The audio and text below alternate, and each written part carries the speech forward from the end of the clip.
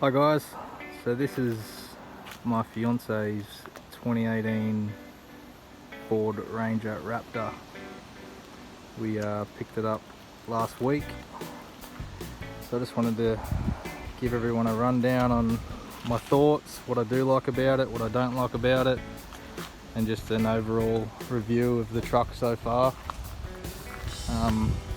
Super tough the way it looks, the suspension and all the R&D that Ford's put into developing this truck, but yeah, we'll run through some of the stuff that I do like about it and what I don't. I really love these pumped out flared guards, big Ford across the front. You can see how much of an extra track this thing has compared to a regular Ranger with those pumped out guards. We went for the grey colour. It's got the side vents there. Come under here and see the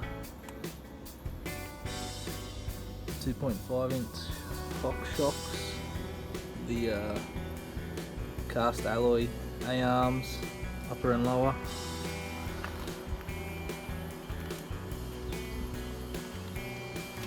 Really solid side steps. The Raptor logo there. You've got Raptor badging on the side. You can get another decal that runs down the side, but we opted out of that. You've got this little deflector here. I don't think this is on the new Rangers. That's basically to deflect the rocks from hitting the side of the truck. You come under here and you can see the Watts linkage and the big 2.5 remote res shocks.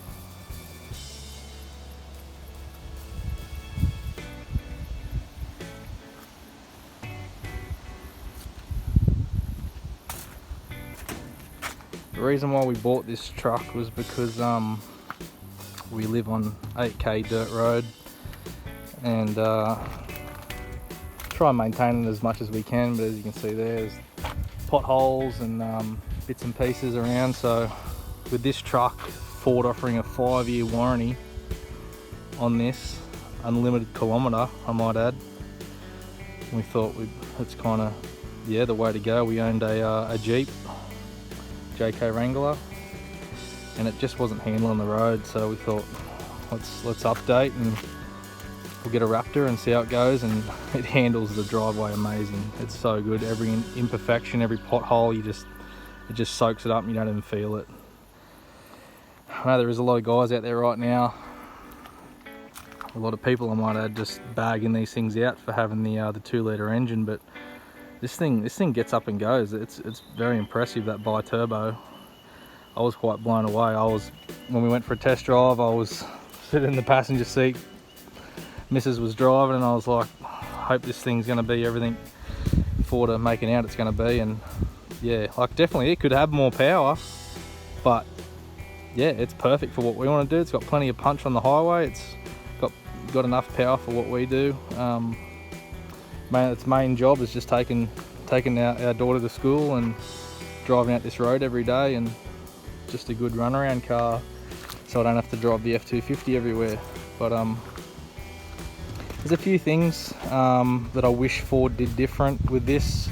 The tailgate, I wish that we had the US style tailgate that had the just a little bit more stylish. Obviously this body, the cab and the tub design is from 2012, so I'm sure Ford aren't too far off doing a complete update on this truck. But with this one, they've obviously got the pumped out flares, got the pumped out front guards, is the main body changes. The tub is still steel. I'm pretty sure that these front flares here are plastic. Yep, they're a plastic front fender.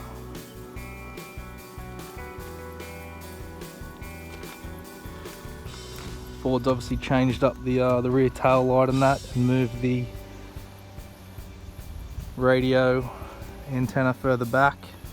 You still do get your 12-volt outlet in the tub. It does come with a backup camera. I'll run through more of the features on the inside when I go inside the truck. You've got your tow points at the back here. It's only rated for 2.5 ton, but this truck is very much a lifestyle truck. It's for the guy that has a dirt bike and goes to the track, or a surfer. Chuck a good nice roof rack system up there, put your surfboards up there, go down the beach, ripping down the dunes.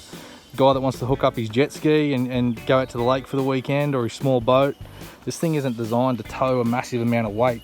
It's designed as a lifestyle truck and for a fun weekend truck that you can take up the sand dunes or take up the bush and all the rest of it. But yeah, if you want to go and tow heavy and all that sort of stuff, then you need to buy a regular Ranger with the tow capacity of 3.5 ton, where these are only a 2.5. So, but that's the thing, I've got the F250, so I don't necessarily need that tow capacity, and the missus doesn't either. If she needs to tow something like a horse float or something like that, we can take the F truck. So this is more for a run around weekend, cruising up the beach, very much lifestyle orientated. So that's kind of why we went with it. Just completely perfect for our lifestyle. Let's go ahead now and open it up. So you do get the Raptor logo that pops up there on the dash. Just move this cord out of the way. You've got the magnesium paddle shifters. I absolutely love the seats, so comfortable. And I love that Ford has finally got the black headlining, all the black accents, plastic accents. These are all now black, and they're no longer the tan colour that you get your grubby fingers and stuff on, because this truck's going to see a lot of mud, it's going to see a lot of dust and sand, and last thing you want is marks on all your roof lining and everything else. But very nice stitching along the dash, this blue Ford Performance stitching. I wish that Ford had set up some kind of auxiliary switch system. I know in the F-150 Raptors they have a upfitter switches just here. I wish that Ford had done that. There's no really any place to put switches besides from down here, and I just think that was a bit of an afterthought, and hopefully on the next model they'll have some outfitter switches somewhere where you can just have a hookup system directly in there with the right amperage for whatever you want to do, and you can hook straight to it, rather than putting all this crap when you start drilling in your brand new $80,000 car. It's not really the best thing you want to do. So I know ARB have a new system out now, the Link system, which you don't have to drill anything through the dash anymore, but it would have just been nice to see some upfitter switches in this model. But I'll just go ahead now and start it up.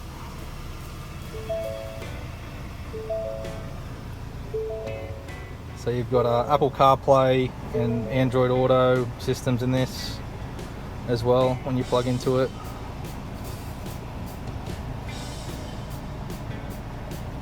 Super nice display. Got your audio, your climate, your phone, navigation, mobile apps, and your settings obviously. You have all your other dials down here for your air conditioner and stuff. You can operate it between both, but it's nice that they've just got them simple down there in case you're on another screen. This does have auto on-off start, which is a complete pain in the bum, but you get that. Most of these new cars are coming out with that auto start stuff. Hopefully someone will bring out a module that you can plug into the back of that and it'll just remain off permanently. You've got your 2 high, 4 high, 4 low, and then you've also got, I'll just shut the door. So on the dash, you've got all your modes. So you've got your terrain modes, sport, grass, gravel, snow, rock, Baja, and mud and sand. Another thing about Baja, just for the fact that this is only going to be mainly Australia, this truck is released, it would have been cool for Baja to actually be Fink. I think that would have been a nice Australian touch, considering this truck was developed in Alice Springs, and that would have been something really cool to see. Ford do put Fink on there instead of Baja, but anyway, here's what it is. So yeah, you've got departure warnings and everything. You can select there on this side. You see that it goes off on the dash. You've got all your trip meters and stuff in there. That stuff's pretty basic. But I really like the cluster. I love the red. It's really cool. I love the new shifter that Ford's put in. Super nice shifter. Cup holders. You do have a cooled vent system here. Oh, Mrs. has got lollies in there. They're not going to last long with me in here. All your same switches standard in as your same as your Ranger. We'll probably swap them out for some brighter LEDs. You do have your voice and everything, so you've got your Bluetooth and all that sort of stuff as well. Push button start, and yeah, keyless. So you just walk up to the vehicle and it unlocks itself. You've got your red tab here, same as the F-150s. I wish Ford had put a just some kind of compartment here or something to store things, or I just think that's a lot of empty wasted space up there. But I think with this truck, Ford are basically testing the waters. They're trying to see if people are interested in this truck, and they didn't want to go too crazy with too big of an engine and stuff like that. But I think there's a 6-month wait on these things before you can get one from a dealership. That's what the guy from our dealership was telling us. Super nice seats, nice Raptor embroidery, very comfy. They hold you in position. So I'll give you a look in the back. You've got a drop down rest there in the center for the kids, cups and stuff. I'll jump out now and we'll go and have a look at that engine. So here is the 2-litre bi-turbo. It's a super compact engine, but it's been running in a couple of different vehicles at the moment. I'm pretty sure they're running in it some of their transit vans or their custom vans. I can't remember what the Ford vans are called, but I know they have been running this engine.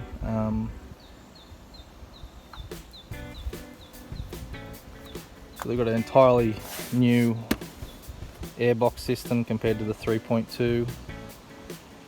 My last Ranger was a 3.2. I can just see this engine is much smaller, but it's got way more power and it's got more torque. And the guys from Berrima Diesel have just launched their DP chip from this, which is taking it up to 600 Newton meters of torque, which is just crazy for this size engine. But yeah, all within the parameters obviously, and so we're super keen to get a chip for this thing eventually and see what she can do. But we will be fitting it out with some accessories. We're going to put a roller shutter on the back. We're also going to be doing an ARB compressor. Other little bits and pieces. We may put a roof rack on it eventually, just for the bodyboards and surfboards and stuff like that when we go up the beach and stuff. And probably do a 25mm spacer in the front, just to lift that nose up a bit so it sits level with the rear. Because obviously everyone knows trucks do come slightly nose down from factory. So we'd like to do that, and then eventually once these BFs wear out, we will probably go to a 35, which will be legal because they come out with a standard 33, but you can go straight to a 35 and still be legal. This is in New South Wales, obviously. I super love the headlights. So you've got the running light that runs through here. You've got your projector, your blinker, and your high beam. We just bought some new high beam globes today for it because the standard ones are a bit yellow. So another thing I would have liked to have seen is Ford haven't put in the amber running lights, which is unfortunate because I think that's really something that makes the Raptor and is kind of known for, is to have those 3 running lights in the center. I'd say it's probably something to do with regulations or something. The vehicle's probably not wide enough to have those running lights, but we'll probably add them in. So I know the F-150 has them in the grille and also has side markers down here on the fenders. So it would have been cool to see that from factory, but we'll add that in. Not sure on a bumper yet for this thing. I'd say we're probably just going to keep this for now, and I'm going to put a nice LED light bar down in the bottom there for it. just so we can see out here at night. You've got obviously got your big bash plate. It's pretty thick. You've got your tow hooks down there. You can just see the size of those aluminium A-arms. They're just massive. And all the front components are way bigger. So your CV shafts are way bigger than a standard Ranger, and yeah. I love that Ford have used the that new lettering style. Just little pieces here and there on the truck. It looks really cool. Ford Performance have also added the little plate there in the step, in the sill.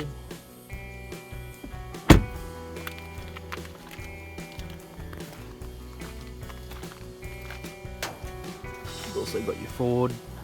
Just a cool little, just good little afterthoughts that they've thought of. Just a protective cover, because that usually just comes kind of open like that, unless you have an aftermarket Hayman Reese or something. Just to have that nice solid cover around there to stop it, rocks and stuff hitting it. And so I'm just going to recap on some of the things I wish Ford did to this truck. So I wish we had the LED running lights, which isn't a big deal, we can put them in. I wish that Ford had gone with some sort of LED high beam, if anything was available, instead of just your standard globes. I also wish that we'd had upfitter switches somewhere in the cab, whether it was on the dash or mounted up in the center console up there.